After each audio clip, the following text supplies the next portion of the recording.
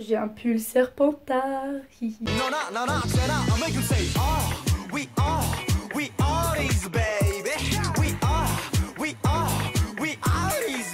Yo, salut tout le monde, j'espère que vous allez bien. Aujourd'hui on se retrouve pour une nouvelle vidéo. Je me suis tapée. Déjà avant de commencer la vidéo, j'aimerais beaucoup vous remercier suite au retour que j'ai eu sur ma dernière vidéo.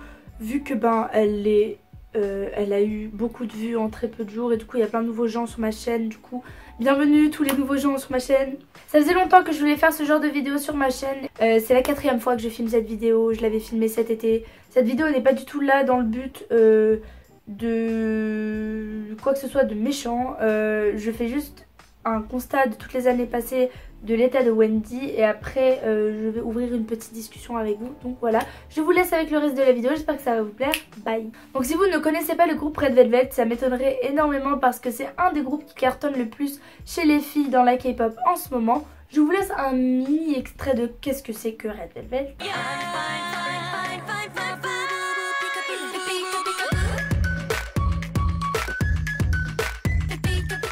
Ce groupe de filles de la SM Entertainment est composé de 5 filles. Elles ont débuté en 2014. Je vais vous faire un petit débrief de toute façon. Vu qu'aujourd'hui on va parler du cas particulier de Wendy, on va parler de sa grosse perte de poids parce que c'est quelque chose qui a fait énormément de bruit chez les fans. Et je voulais revenir sur tout son parcours depuis 2014 pour vous montrer un peu jusqu'où ça est allé.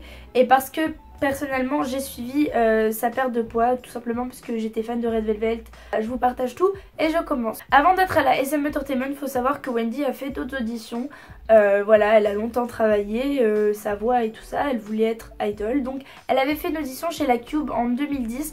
Mais malheureusement pour elle, son physique n'était pas assez à son avantage. Donc elle se présentait comme vocaliste. Mais la Cube ne l'avait pas retenue parce que son physique n'était pas assez avantageux et pas assez à la hauteur pour être idol. Pour autant, elle a continué. Donc en 2010, je mettrai des vidéos à côté, de toute façon des photos, des screens, tout ça. Elle était pas grosse, mais on voyait bien que comparé à une idol, c'est pas du tout le type de filles qu'on a, parce que dans la K-pop les filles généralement elles sont très minces. Là on voit très bien que c'est pas du tout le type féminin qu'on recherche dans la K-pop. 2 ans plus tard, elle fait l'audition à la SM Entertainment en 2012 et déjà dès l'audition on voit qu'elle a perdu du poids entre 2010 et 2012. Donc elle s'est amincie, rien de très grave, on voit qu'elle s'est juste amincie comme je l'ai dit.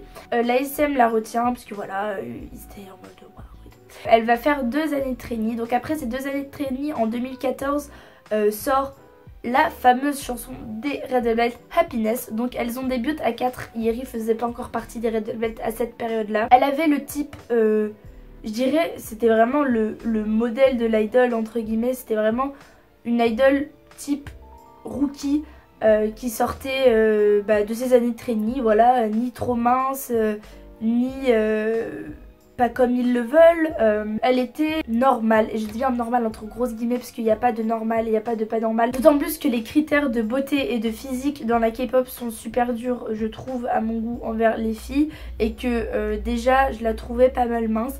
Mais bon, comparé aux critères de beauté coréens et dans la K-pop, elle était conforme à ces critères. Puis donc en 2015 elles font Ice Cream Cake et là toujours pareil, donc Red Velvet elle commençait à être un petit peu connue. Déjà c'est un groupe de la SM Entertainment, donc forcément beaucoup de gens s'attendaient à leur comeback et à leur début. Pour l'instant tout allait bien et en septembre 2015 sort la chanson Dum Dum Dum. Donc en France je trouve que Dum Dum Dum ça a été un gros carton et même à l'étranger il y a beaucoup de gens qui écoutaient cette chanson. Mais en Corée ça n'a pas forcément eu la même répercussion. Je parle pas de la musique mais je parle des Red Velvet. Lors de ce comeback on voit bien que les filles, toutes les filles ont gagné un peu de poids et Wendy c'est celle qui se démarquait le plus des autres parce que c'est la plus petite. Du coup forcément quand on gagne plus de poids quand on est petite ça se voit plus que sur les autres. Les gens étaient super méchants sur internet avec elle, notamment les fans coréens qui disaient qu'elles étaient trop grosses, qu'elles étaient pas assez performantes et qu'elles étaient trop, comment on dit, paresseuses, enfin lazy vous voyez. Peu de temps après donc les Red Velvet elles ont commencé à s'amincir, sauf Wendy, elle ça a pris plus de temps donc du coup ça a eu plus d'impact sur elle vu que les fans, entre grosses guillemets parce que c'est pas des fans, vu que les fans coréens ne voyaient que ça, donc le public avait mal réagi face à son gain de poids en fait. Donc c'était en septembre 2015. En 2016 sort le comeback des Red Velvet qui a fait vraiment un gros boom je trouve, et c'est Russian Roulette, et tout le monde se rappelle de ce comeback clairement. Et Wendy justement, elle a marqué ce comeback, elle est devenue un peu la figure iconique de ce comeback parce que justement elle avait perdu énormément de poids. Elle n'était pas maigre et elle n'était pas la plus mince des Red Velvet, mais c'est vrai que la différence entre Dum Dum et Russian Roulette était flagrante, et à cette grande perte de poids, le public a extrêmement bien réagi. On voit bien que les fans crient plus, qu'elle est plus aimée sur les réseaux sociaux, il y avait plus de bons commentaires pour Wendy, et elle était enfin visible entre guillemets vis-à-vis des autres membres du groupe. Elle a eu un impact à partir de ce comeback là. Déjà je trouvais que Russian Roulette, c'était pas normal qu'elle ait perdu du poids aussi rapidement pour arriver à ce stade là. Mais de l'autre côté, d'autres fans des Red Velvet commençaient à s'inquiéter un petit peu parce que justement eux ils avaient vu cette perte de poids énorme chez Wendy et ils se demandaient comment ça s'était passé en fait et comment elle avait pu perdre du poids aussi rapidement. Du coup il y avait cette question, donc d'un côté beaucoup de gens l'aimaient parce que voilà, elle était devenue le critère de beauté coréen, et de l'autre côté il y avait quelques fans qui étaient tout de même inquiets de sa situation en fait. En juillet 2017 sort le comeback Rookie, donc là toujours la même admiration de la part du public, toujours le même amour et le même soutien, elle est vraiment acclamée quand elle chante sur scène etc. Et là elle a encore plus maigri, minci. Et c'est devenu la membre la plus mince des Red Velvet si on essaie de les comparer un petit peu, sachant qu'elle est la plus petite, donc c'est un truc qui était jamais arrivé il me semble depuis le début du groupe. C'est peut-être pas important, mais je trouve ça important dans justement dans le sujet que je traite aujourd'hui de spécifier ça, parce que elle est vraiment passée de la fille dont on se moquait à la fille la plus mince du groupe en un laps de temps vraiment très court. Et plus tard, même moi, un autre comeback, Red Flavor, et là c'était vraiment le gros boom pour les Red Velvet. Cette chanson elle a fait l'été 2017 et même l'été 2018 quand j'étais en Corée. Tout le monde écoutait cette chanson partout, elle était vraiment partout. C'est là que ça a commencé à inquiéter beaucoup de personnes, parce que y a eu une fancam de la SM Entertainment qui est devenue viral en fait sur internet. Elle est devenue virale. Beaucoup de gens s'inquiétaient parce qu'on pouvait voir les côtes de Wendy en fait, parce qu'elle avait un crop top et un short, et on voyait que ses bras déjà étaient super fins, ses jambes aussi, et que sur du coup son corps, et on voyait ses côtes ressortir, et ça avait choqué plein de gens de voir qu'elle était passée d'une idole en bonne forme, plutôt... Elle a jamais été grosse à une idole aussi mince, et en fait on commençait à se poser des questions, on se demandait si elle allait bien, si elle souffrait de troubles alimentaires, des choses comme ça. Beaucoup de fans se posaient énormément de questions sur les réseaux sociaux. Je me rappelle quand la photo est sortie et les vidéos sont sorties, c'était vraiment le truc dont tout le monde parlait. Et de l'autre côté, tous ces gens qui l'admiraient et qui lui donnaient l'admiration et qui auparavant l'insultaient parce qu'elle était trop grosse entre guillemets, s'étaient mis à l'insulter là ici parce qu'elle était trop maigre et qu'ils trouvaient ça dégoûtant et que ça faisait peur. On est passé de je te déteste parce que t'es grosse à je t'adore parce que t'es mince et je te déteste parce que t'es maigre. Et du coup je pense que dans son cerveau ça a dû faire un gros...